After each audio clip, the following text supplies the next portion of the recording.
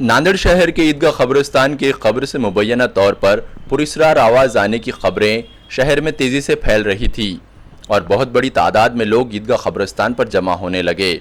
हमने इस खबर की हकीकत जानने की कोशिश की तो हमें मालूम हुआ कि ये खबर एक खातून की है जिसका इंतकाल तकरीबन 25 दिन कबल हुआ।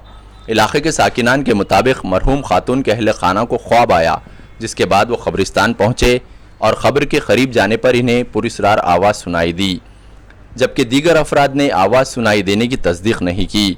लेकिन यह अफवाह शहर में इस कदर फैली कि आए दिन कब्रिस्तान इहाते में लोगों का हुजूम जमा होना शुरू हो गया। लोगों की बढ़ती हुई दिलचस्पी को देखकर देही पुलिस स्टेशन के अफसरान ने कल रात कब्रिस्तान का रुख किया और लोगों से मिलकर इस सिलसिले में पूछताछ की। इत्मीनान बख्श जवाब ना मिलने पर पुलिस ने हुजूम को मुंतशिर कर दिया।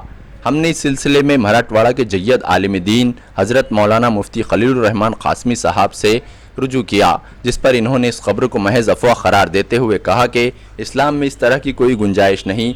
जो इंसान फौत हो जाता है इसका इस दुनिया से कोई ताल्लुक़ नहीं रहता। इस किस्म के ख़यालात उमूमन कम इल्मी के बास मौज़ूए बहस बन जाते हैं, जिससे इज्तनाब की ज़रूरत है। हाँ, ऐसी जो खबरें फैल रही हैं ये सिर्फ अफवाह रहती है। जो शख्स इंतकाल कर जाता है और तदफीन हो जाती है, उसके बाद उनका इस दुनिया से कुछ ताल्लुक़ नहीं रहता और उनका आवाज़ वगैरह आने का कोई सवाल पैदा नहीं होता।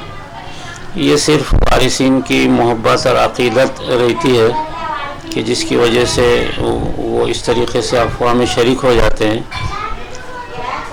और ये हो सकता है कि ख्वाब में आए, वो ख्वाब में मरने वाले आते रहते हैं, लेकिन उसका असर कोई दुनिया पे नहीं रहता, ना दुनिया से उसका कोई ताल्लुक़ रहता है। उनके आवाज़ आने का कोई असल ही नहीं है। कभी भी किसी भी खबर से कभी कोई आवाज़ नहीं आती। इस दुनिया से जाने के बाद उनका इस दुनिया से कोई ताल्लुक़ नहीं रहता। ये सिर्फ अक़ीदत और मोहब्बत में ऐसी खबरें लोग फैला देते हैं। जो है इस अफवाहों से बचना चाहिए। इससे हमारे ईमान पर फ़र्क पड़ जाता है, हमारी अक़ीदत पर, हमारे अक़ाइद पर। इस्लाम ने कभी भी इसकी गुंजाइश नहीं रखी है कि वो ऐसी अफवाहों को दुनिया के अंदर फैलाए या उससे गलत रस्म रिवाज पैदा हो जाएं या किसी क़ब्र को खोल करके उससे मैयत को निकाल दें। ये मैयत की तौहीन हो जाती है। इस वजह से ऐसी चीज़ों से बचना चाहिए और इन अफवाहों को ख़त्म कर देना चाहिए। ये सिर्फ अफवाह ही अफवाह है, हकीकत नहीं है इसमें।